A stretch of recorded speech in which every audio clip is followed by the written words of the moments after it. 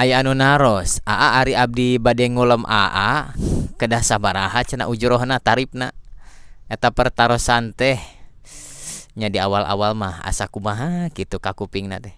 Tapi lamun diemut-emut deui da memang panginten kanggo kasaean acara sareng kajelasan dina musyawarah meureun kitu nya ame raos kasadayana kahartos pisan ku pribades oge kahartos. Mung panginten peryogi kauninga ku sadayana saupamina bade ngangkir bade mercanten pribados kanggo ngeusi acara nya kantun mangga ngahubungi we kana WA abdi nyalira.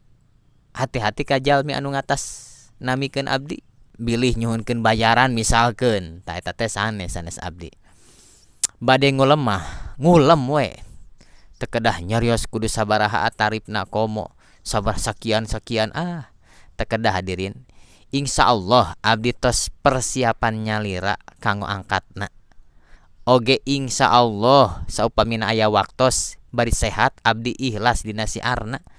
Anu awis kanggo abdi mah silaturahmina wisata religina nyambungkeun tali duduluranana kaberkahan doa ti jamaah sadayana oge ngamalkeun ilmu sasiereun sabeunyereun anu dipiharep sing janten ilmu manfaat eta anu mahal keur pribados mah.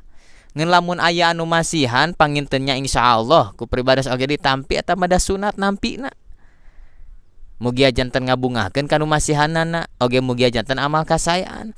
Ngeun lamun teu teh mah teu masihan insyaallah doakeun abdi sing ikhlas bingah tos tiasa silaturahmi bingah tos tiasa maparin tausiah mugia janten ibadah kanggo sadayana.